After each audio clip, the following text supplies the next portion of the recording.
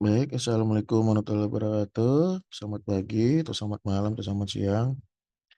Jadi kita di sini hari ini terkait materi dasar-dasar pemrograman Java, terlebih kepada mata kuliah untuk teknik informatika maupun sistem informasi kota cerdas, di mana pengampunya itu saya sendiri yaitu Wanfi Arif Saputra.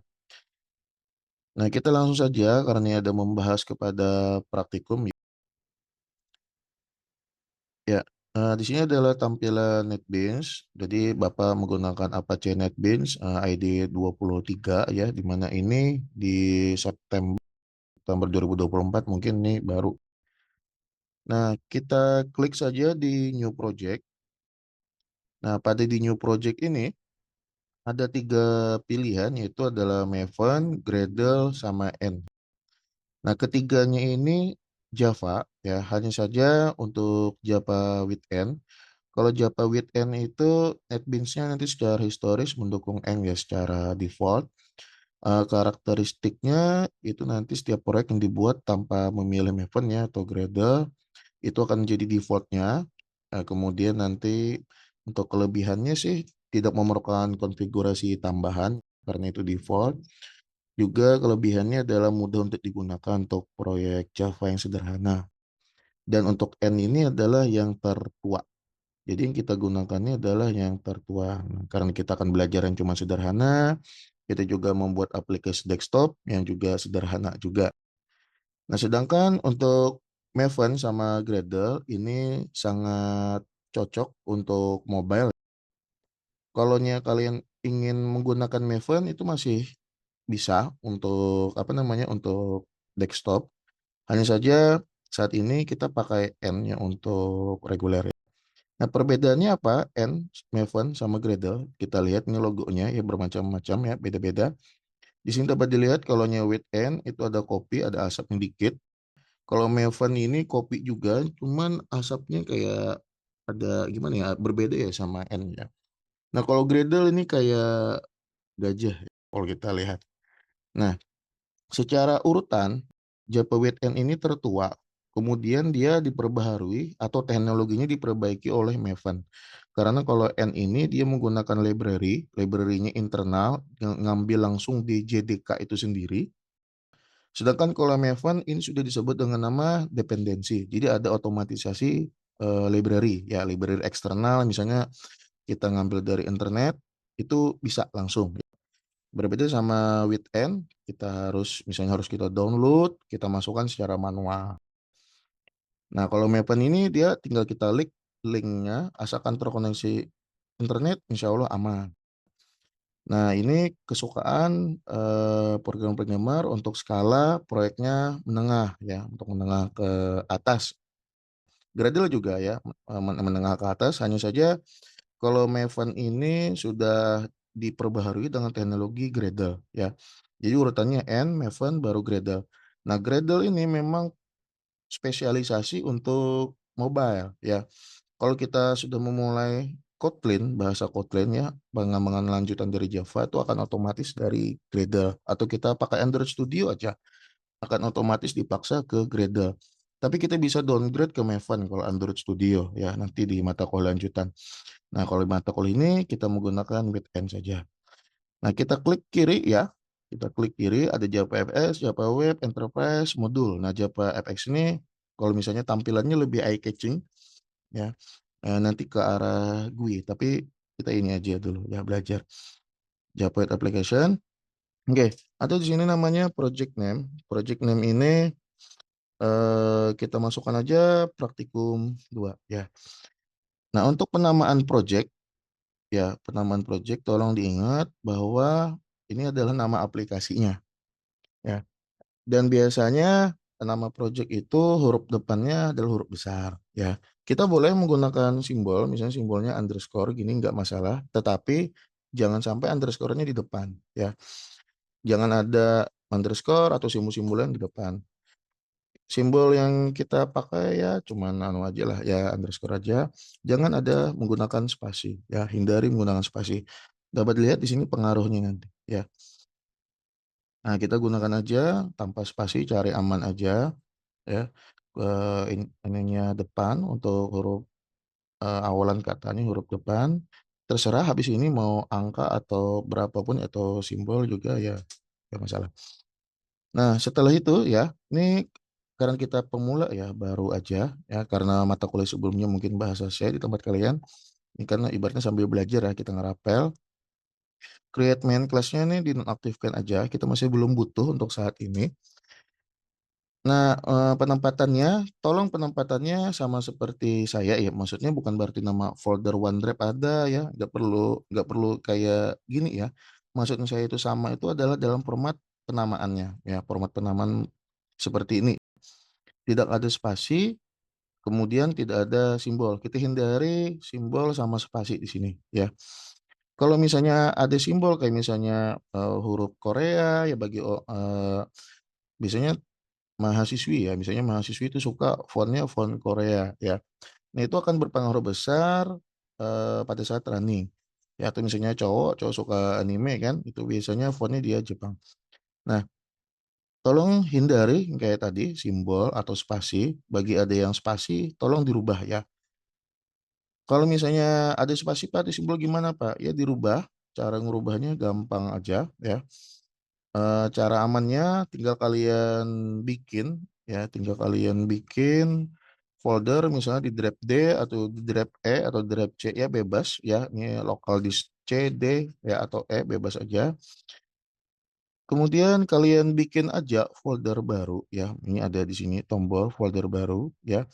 Kemudian kasih nama aja misalnya NetBeans Project ya, NetBeans Project kayak gini ya, NetBeans Project ya, ada S-nya huruf besar di awal.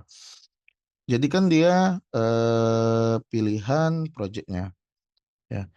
Jadi saya tekankan lagi, hindari simbol sama spasi, atau misalnya, kayak folder yang memang panjang dan nggak bisa kita lihat ya. Kayak biasanya di C, user, kemudian ada anunya ya, panjang lagi untuk ke belakangnya. Nah, oke, kalau sudah setting yang seperti ini ya, bisa bisa dibaca, nggak ada simbol apa segala macam, ya kita klik finish, maka kita tunggu creating new project ya. Kita tunggu selesai.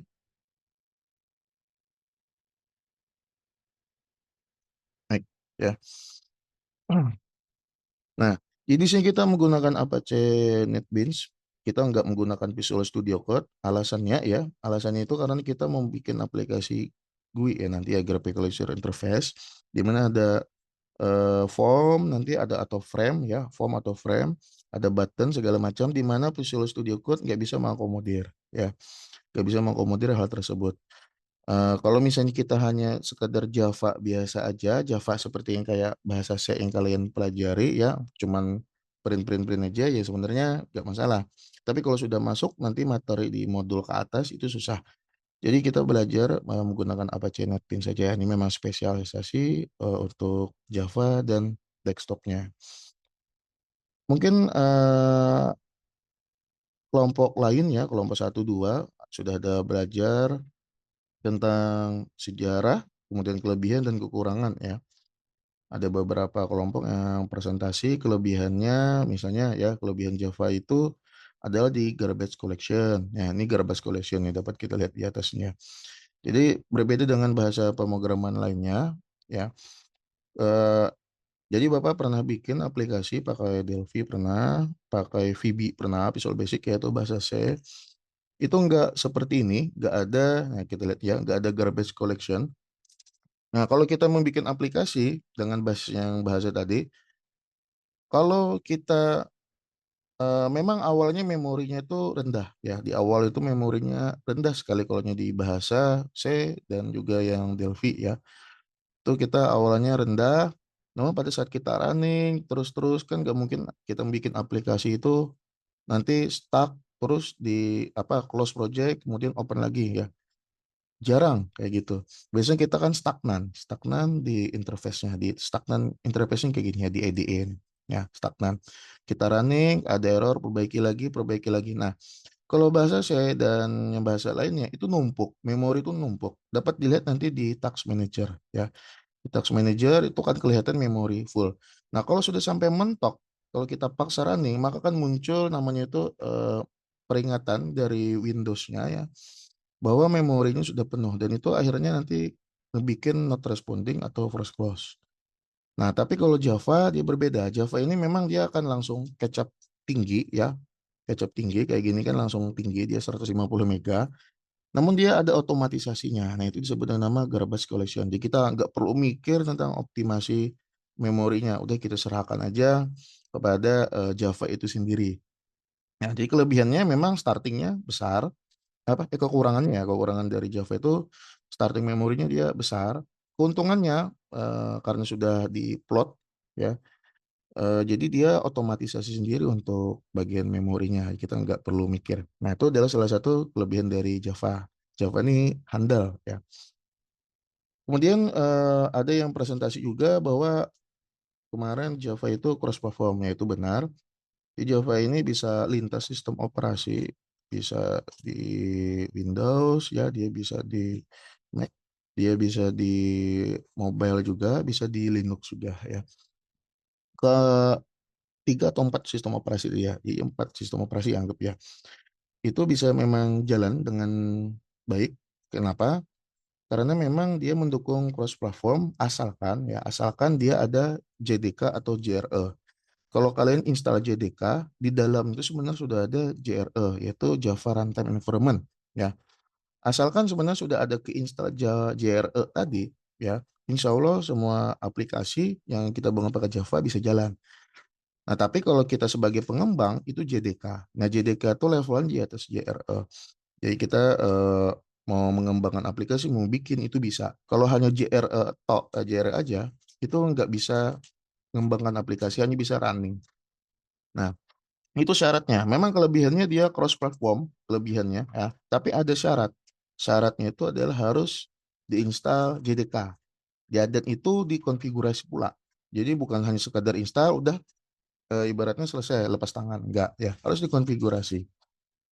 Nah, tapi itu lebih baik daripada cuman satu bahasa yang hanya mengakomodir satu sistem operasi. Contoh misalnya bahasa C ya, C++, C Sharp itu satu varian itu Windows, Microsoft ya kan. Jadi biasanya bahasa tersebut itu mengakomodir game ya. Jadi makanya di Windows gamenya keren-keren. Kenapa? Karena dia build-nya itu adalah bahasa C. Nah, sedangkan kalau misalnya VR itu C Sharp.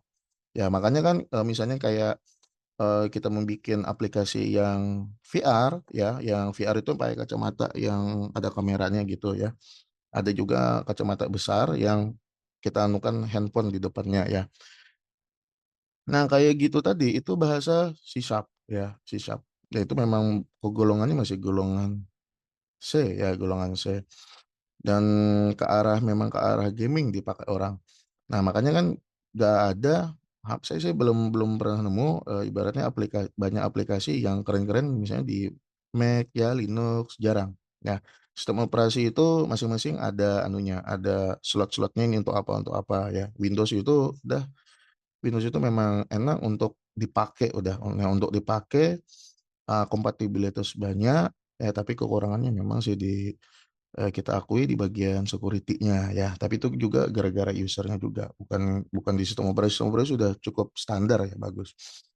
Oke, nah itu adalah kelebihannya cross platform, kemudian sudah ada garbage collection, kemudian bahasa Java ini dia memiliki kelebihan cerewet ya, istilahnya debuggingnya itu eh, berlapis-lapis ya, jadi berbeda dengan bahasa PHP yang paling lemah ya, paling lemah di dalam bagian koreksi. Kalaunya di Java ini dia paling paling ribet ya. Makanya kekurangan Java itu adalah sulit dipelajari sebenarnya, bukan bukan mudah dipelajari. Bahasa Java itu adalah bahasa yang paling sulit dipelajari, tetapi kalau kalian menguasai Java, bahasa lain tuh enak ya. Bahasa lain tuh enak. Karena Java ini dia itu saklek pada standar ya. Saklek itu artinya apa ya? Taat aturan lah ya. Taat aturan nggak bisa dinego. Nah, itu Java. Nah, makanya Java ini dia case sensitif. Case sensitif. Nanti tak kasih tahu gimana sih case itu seperti apa ya. Oke. Di dalam modul itu sudah ada saya kasihkan. Jadi sebenarnya di dalam modul itu ada latihan 1 sampai latihan 10. Kemudian ada tugas 1, 2 dan tugas 3 ya. Nah, pada saat saya bikin video ini itu hanya sampel aja 1, 2, 3 mungkin ya, pokoknya ada di bagian latihan. Nah, hanya saja dalam formatnya nanti ya, tolong formatnya setiap project ya, setiap project ini akan mengikuti dari modul praktikumnya ya, misalnya praktikum 2 ya praktikum 2, praktikum 3 ya berarti bikin project lagi praktikum 3. Ya kita sambil belajar mengikuti kode guidelines atau best practice. Nah, di dalam NetBeans ya, ini hanya di NetBeans saja sebenarnya setelannya kayak gini ya. Karena kita menggunakan N ya, apa itu Pak? N. N itu sebenarnya adalah sebuah singkatan ya. Kalau bahasa Inggrisnya sih itu semut ya. Tadi ada perwakilan macam-macam ikonnya kan. N itu adalah another need tool ya, another need tool. Jadi bahasanya legasi atau tertua ya. Ini memang tertua dan inilah awal muasalnya, asal muasal kita membuat sebuah aplikasi ya basicnya. Nah, jadi ada library, saya bilang tadi N itu kental dengan library-nya. Nah, library saya ini JDK17, mungkin di versi kalian itu lebih tinggi ya, mungkin 20 ke atas ya. Ya, nggak masalah kalau misalnya rendah ya. Nggak masalah, karena ini kan cuma mengakomodir aja. Kita kan belum menyentuh yang ke enterprise-nya, hanya dasar kan. Nah, ada di sini source package ya. Jadi ada namanya package, ada library, ada package. Nah, library ini kalau masuk sini sudah internal, kita bisa masukkan macam-macam library. Misalnya ini add library ya, atau jar ya. Ini jadul banget ya kalau sudah yang kayak gini. Ada jar-jar itu zaman dulu banget ya. Nah, jadi bisa kita tambahkan ini library-nya.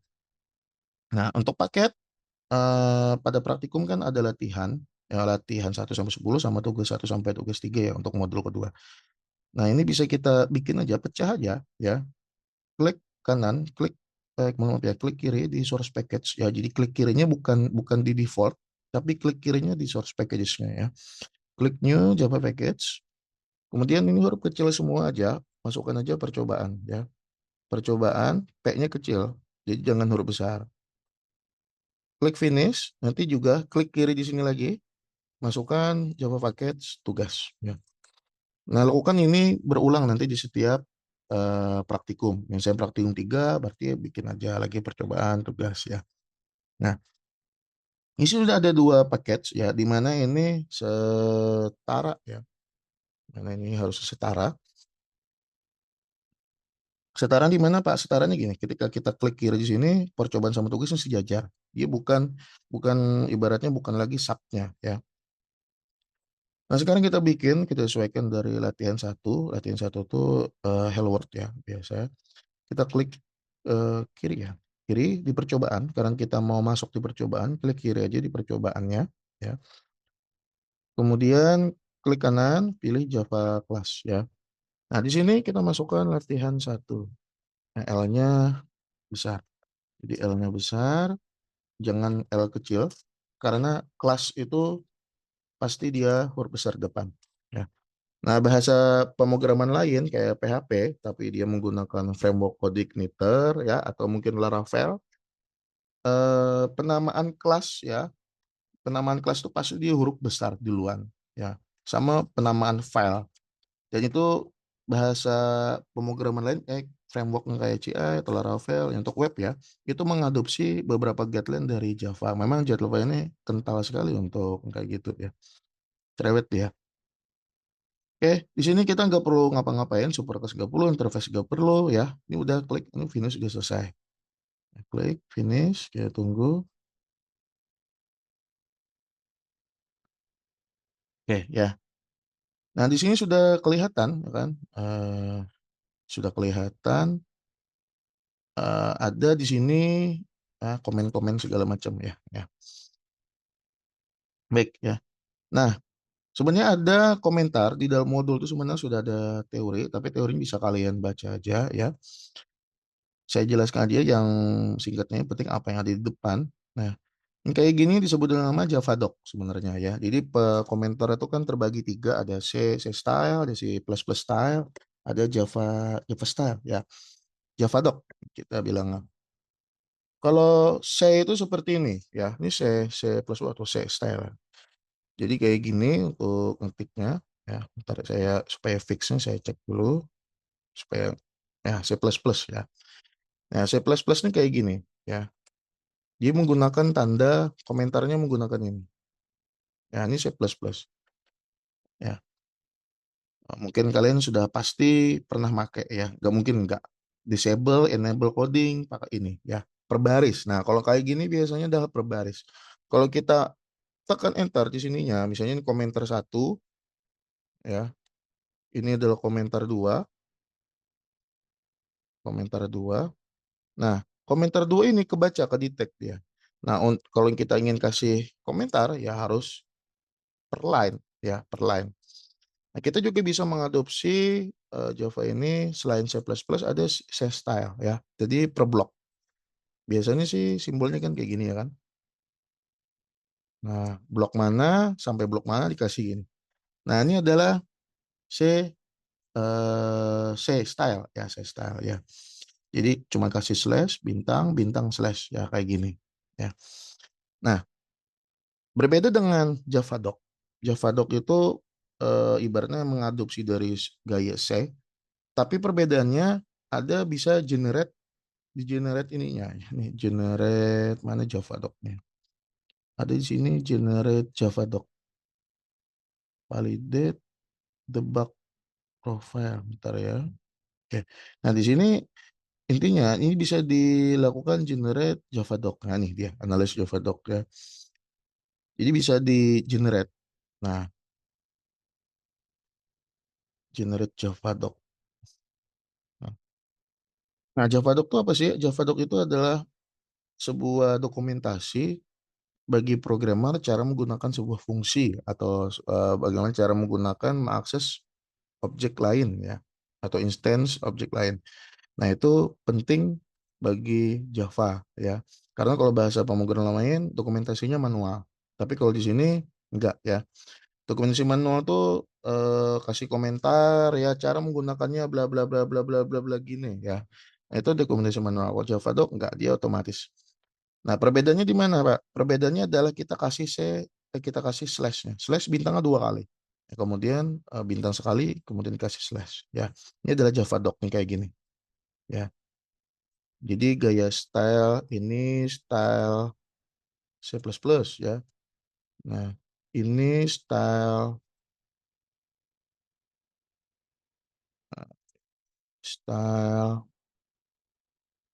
C ya. Ini style C. Nah, sedangkan ini adalah style Javadoc. Nah, Javanya. Kita tambahkan dikit aja nanti. Nah, tambahkan bintang satu. Ya, ini stylenya. Nah, untuk Javadoc ini sebenarnya dia larinya ke atas ya. Jika Pak, kenapa Pak di sininya Pak anu error? Apakah error? Jawabannya enggak, sebenarnya misspell aja ya. Nah, ini adalah untuk pengembaraan komentar. Nah, biasanya sih ada di atas. Nah, di sini ada add author. Add author itu artinya program ini atau coding ini itu dibikin oleh user OneV ya kalau tempat saya. Nah, tempat kalian mungkin macam-macam. Ada Asus ya, mungkin ada user sendiri, ada mungkin merek laptop misalnya Lenovo ya atau mungkin sebuah namanya ya. Tenang aja, ini bisa dioperate, bisa ditimpa ya. Ketikkan aja misalnya nama kalian ya, nggak apa-apa. Nah, hanya saja di dalam penamaan kita harus menghargai programmernya. Jadi kita nggak boleh menghapus begitu aja ya. Kan coding itu kan susah ya hasil pemikiran orang. Nah, lisensi ini ada hubungannya sama nanti lisensi ya. Nah, mata apa ibaratnya di mata kuliah ini juga itu tentang lisensi aja untuk hak ya.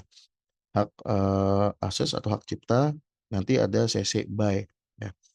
Nah, kita hargai aja nih ada author, kemudian ada ilmu RPL nyangkut, itu adalah pemberian versi ya. Pemberian versi. Version 1.0 misalnya ya. Nah, pemberian versi ini nggak wajib kalau di mata kuliah saya ya, tapi bagusnya sih dimasukin aja ya.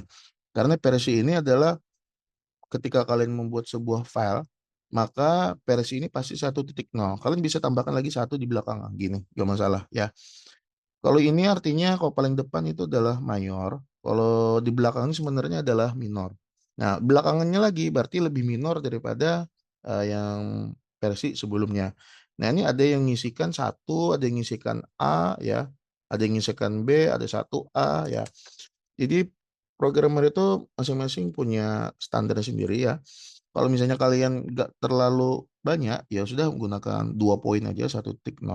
Nah, kalau ada revisi coding, ya revisi coding bisa ditambahkan aja 1, 2, 3, 4, 5, 6, 7 ya. Dan ini mau kalian sampai 100 juga nggak masalah, nggak ada batasan untuk hal itu. Nah, sedangkan kalau di depan ini nggak boleh kalian rubah sesuka hati ya. Misalnya ada revisi, ini dirubah jadi 2 ya. Kemudian direvisi lagi Pak menjadi 3.0, nggak bisa seperti itu. Nah, kalau di depan ini adalah revisi mayor. Revisi mayor itu artinya memang revisinya fatal, itu mengubah interface dan itu memang banyak kode-kodenya yang algoritma yang kritis ya. Itu baru naik versi.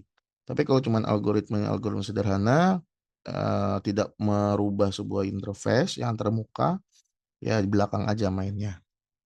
Oke ya. Jadi ini adalah ilmu dari rekayasa perangkat lunak. Pokoknya di mata kuliah saya apa yang di mata kuliah kalian sebelumnya kayak misalnya database, kemudian ada rekayasa perangkat lunak ya. Kemudian ada apa lagi ya? Alpro itu masuk semuanya di sini. Nah, di sini adalah public class latihan satu ya. Oke, saya jelaskan dulu public class latihan satu. Nah, di sini ada latihan satu, di sini ada latihan satu Java. Ya. Latihan satu, sini latihan satu Java. Ini semuanya sama. Ya, kita nggak boleh nggak sama. Ya, kalau misalnya ini kita rubah, kita menjadi huruf kecil, maka dia akan error. Ya, error di mana? Nah, ketahuan kan di garis bawahi, di underline. Ya. Nah, di Java ini ada polisinya, ya, ibaratnya ada polisinya. Di mana polisinya itu anggapannya ada polisi yang tingkat bawah, ada polisi yang tingkat atas. Biasanya polisi yang tingkat bawah tuh kita sebut aja misalnya adalah satpamnya ya. Sedangkan polisi tingkat atas ini misalnya kita sebut dengan nama supervisor ya. Ini permisalan aja di dunia nyata. Nah, supervisor itu bisa kita lihat ya, yang paling tinggi itu ada di sebelah kanan ini. Nah, dia akan kelihatan jumlahnya yang error. Ya, ini kan kelihatan jumlahnya errornya satu. Nah, sedangkan untuk yang polisi yang kecilnya atau satpamnya itu di sebelah kiri. Ya, dan ini per line, per baris. Jadi 1, 2, 3, 4 ini adalah barisnya. Nah, dapat kita lihat bahwa ini ada di baris 2 ya yang error. Nah, misalnya ini kita betulin aja dulu ya, kita main ke awal. Nah, kita ketikkan aja misalnya public static void main ya string ya, tipe datanya string, kita kasih argumen kosong. Oke. Ini sebenarnya semacam hafalan ya, hafalan ini memang wajib dihafal, pasti akan dipakai terus sampai seluruh latihan ya, kecuali bikin aplikasi gue ya. Itu nanti akan kejar otomatis, tapi selama masih manual ya, ini akan wajib diketik ya. Nah, tadi sudah saya sampaikan bahwa ada polisinya, polisi kecil sama polisi besar ya. Nah, misalnya kita salahkan lagi, ini adalah L, kemudian ini adalah P-nya, public ini kan P kecil nih, kita besarin. Nah, dapat kita lihat bahwa sapam kecilnya bilang bahwa ini baris 12 sama 13 gak beres ya. Dan kita lihat juga di supervisornya, misalnya di sini ada 2 error. Nah, jadi kita mau ngelihat errornya itu jumlahnya di sini. Nah, kemudian di sini ada barisnya. Kemudian dia akan memberi petunjuk baris di sini loh sebenarnya yang error ya. Bisa kita klik ini. Nah, kita klik ini, bisa kita klik kiri. Ya. Nah, berubah kan nih kursornya dari mouse menjadi sebuah petunjuk ya, telunjuk. Ya. Nah, ini sangat berguna sekali ya ketika codingnya itu sudah ratusan. Kalau gini kan masih kecil ya. Tapi kalau ratusan ini berguna sekali. Nah, terus bagaimana Pak kita memperbaikinya Pak? Kita nggak tahu Pak errornya. Nah, disitulah kelebihan dari sebuah Java, ya kelebihan dari Java dan ini misalnya diakomodir oleh NetBeans ya. Jadi NetBeans, Intellis IDEA, kemudian misalnya ada Android Studio ya. Karena dia memang satu apa ya, IDE-nya memang mendukung dalam perbaikan ya. Jadi NetBeans ini memang, patokan zaman dulu ya, NetBeans, kemudian ada lagi Eclipse ya. Eclipse itu untuk mobile. Nah, Eclipse itu susah, kemudian Android Studio melihat nih potensi, oh ini ada cara membuat aplikasi mobil mudah ya, makanya Android Studio ada ya. Di mana Pak kelebihannya? Ya, di bahasa pemrograman lain itu belum tentu ada. Kalau kelebihan Java itu kita bisa menekan tombol kontrol spasi ya. Di mana kalian tidak akan temukan itu di bahasa C yang kalian pelajari di semester sebelumnya ya. Kontrol spasinya gimana Pak? Contoh, ini adalah contoh ya. P-nya besar. Kita nggak tahu. Tinggal kita arahkan aja yang terakhir. Kita kontrol spasi ya, maka muncul perbaikannya Pak. Ya, tinggal kita klik kiri, ya, atau kita tekan tombol kontrol spasi, ya, kontrol spasi, tekan enter juga, nggak masalah. Maka codingnya otomatis dia baik ya atau diperbaiki sendiri dan bisa dilihat sini warna hijau, ya, warna hijau no error, ya. Nah, ini artinya programnya sudah lumayan lah. Oke, kita kan mengetik ini nih. Ini kan kalau kita mengetik seperti ini pasti resiko untuk typonya besar ya. Contoh nih kayak S ini kan stringnya berbesar ya. Kebanyakan untuk pemula pasti ada muncul typo penting entah ini keketik S kecil ya atau apapun. Nah, kita bisa menggunakan karena ini adalah default ya bawaan pabriknya. Kita tekan aja pabrik di sini, kontrol spasi ya. Kita bisa milih ya. Pilih aja ini, kita kan maunya main ini. Klik kiri, udah selesai dia. Ya. Nah, ini adalah sebuah kemudahan yang ditawarkan oleh NetBeans ya. Baik, kita langsung saja sintak biasa ya. Kita masukkan sistem ya, jadi langsung aja ketik SY ya, S-nya. Kemudian ada pilihan sini error out ya. Kita pilih aja yang print ya, print line. Print aja ya, kita masih belajar print. Kemudian ada print ln. Misalnya ini adalah ini print, ini print ln. Print line singkatannya ya. LN itu line. Nah, kita running. Jadi running di atas ini adalah run project ya. Di sebelah run project ini ada debugging ya, clean build ya, semuanya ini build ya. Nah, ini ada profile, ada debugging ya. Saran saya karena kita ini adalah profile, karena kita bukan membuat sebuah GUI, kalau GUI nanti mau nggak mau itu kita harus run project ya. Dengan syarat projectnya apa berarti programnya nanti itu sudah mau hampir selesai, tinggal finishing, tinggal poles, maka itu run project. Nah, tapi kalau misalnya lagi pembuatan awal itu bukan run project mainnya, tetapi adalah run file. Run file bisa di sini, klik kanan di sini langsung, ya pilih run file atau menggunakan Shift F6 ya, atau bisa di sini juga langsung. Nih, di sini terserah aja sembarang aja, klik kanan, pilih run file. Ya, pilih run file, maka akan ya lagi ini bisa dilihat di bawah sini ya dia memproses. Kita tunggu aja. Oke, ya. Di sini ada multi output ya, di sini ada output. Nah, ini bisa kita rerun. Nah, kita bisa running. Nah, kita running. Nah, ini kegunaannya misalnya ada yang salah daripada ngeklik di sini run file lebih baik klik ini ya. Baik. Ada dua sintaks ya, pertama print sama print line. Kita lihat hasilnya, oh rupanya ini print line jadi satu baris ya. Nah, kenapa seperti itu? Ya, ya kita coba aja. Kita tambahkan, kita copy, kita paste di bawah. Ya, kita paste di bawah, kita running. Nah, kita running, kita cek. Nah, setelah kita copy paste ke bawah, maka menjadi ada dua baris. Ya. Sedangkan sintak yang kita tulis itu adalah 4 baris. Nah, berarti sintak ini sebenarnya nggak ada hubungannya sama baris pada output. Nah, itu poin pertama. Yang kedua, ya, yang kedua, ada perbedaan. Kenapa setelah dia print line di sini, dia langsung ke baris ke bawah? Nah, rupanya kita lihat di sini adalah penentunya ada di bagian LN ini ya. Satunya print, satunya LN. Nah, bisa kita lihat rupanya kalau print line ini sebenarnya adalah mencetak sebuah karakter di mana itu ditambah dengan garis baru, ya. Nah, itu adalah fungsinya dari printline. Terus bagaimana Pak kalau misalnya kita mau menggunakan print? Ya gampang, kita tinggal tambahkan ini aja, ya.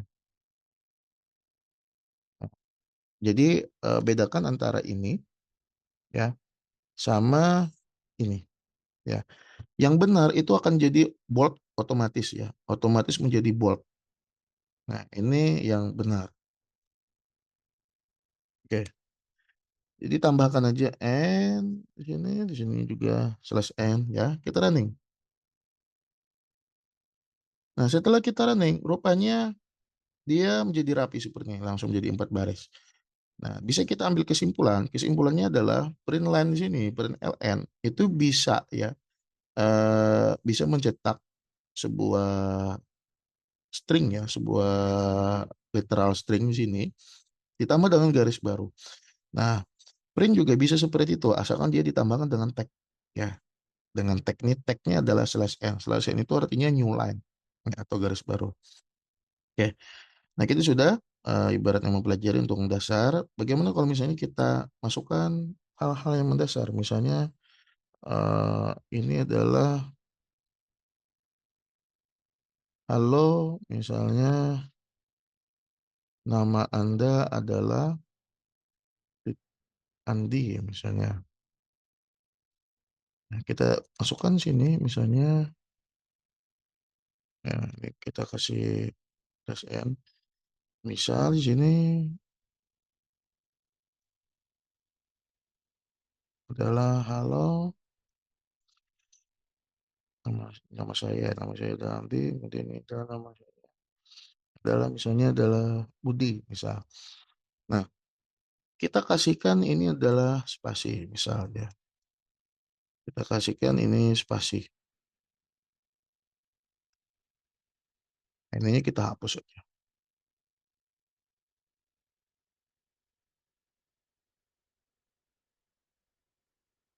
Oke, dapat dilihat ya seperti ini. Nah, ketika kita kasih spasi, spasinya ngerekam ya. Spasinya ngerekam dari anunya ya, ibaratnya dari karakter yang kita masukkan. Nah, coba kita ikutin. Kalau gini kan ini susah nih, kita mau ibaratnya kita mau rata ya kan, anggaplah gini ya kan nih. Kalau gini kan nih enak ya, kita harus, sejajarkan aja ya. Nah, tapi bagaimana kalau misalnya kita tambahkan print line ini kan ini susah nih. Masa kita kan, harus mempas-paskan ya kan, agak susah nih kalau mau mempas-paskan. Nah, kita misalnya mau hasil outputnya ngepas gini yang di bawah ya. Ya, Andinya gini, spasinya, Budinya seperti ini. Nah, daripada pusing ya kita memikirkan jumlah spasinya apa segala macam, kita bisa tambahkan aja ya. Kita bisa menggunakan di sini itu adalah slash t ya. Slash t ini artinya tab ya. Ini tab. Kita lihat hasilnya gimana.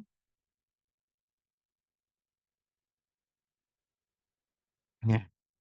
Ya, dapat kita lihat di sini sebenarnya, hasilnya ada terjadi tab ya. Tab halo nama langsung tab ya, ketab. Ketab di keyboard itu loh ya. Nah, itu adalah fungsi dari tag ya. Nah, fungsi-fungsi dari tag ini bisa kalian search di internet atau di modul saya. Nah, ini adalah, yang saya ajarkan kepada kalian itu adalah, resume ya, mungkin dari resume dari tugas 2 ya, sama latihan 1 sampai latihan 3 mungkin ya. Baik itu aja, jadi untuk hari ini ya, Bapak ucapkan terima kasih banyak, semoga bermanfaat.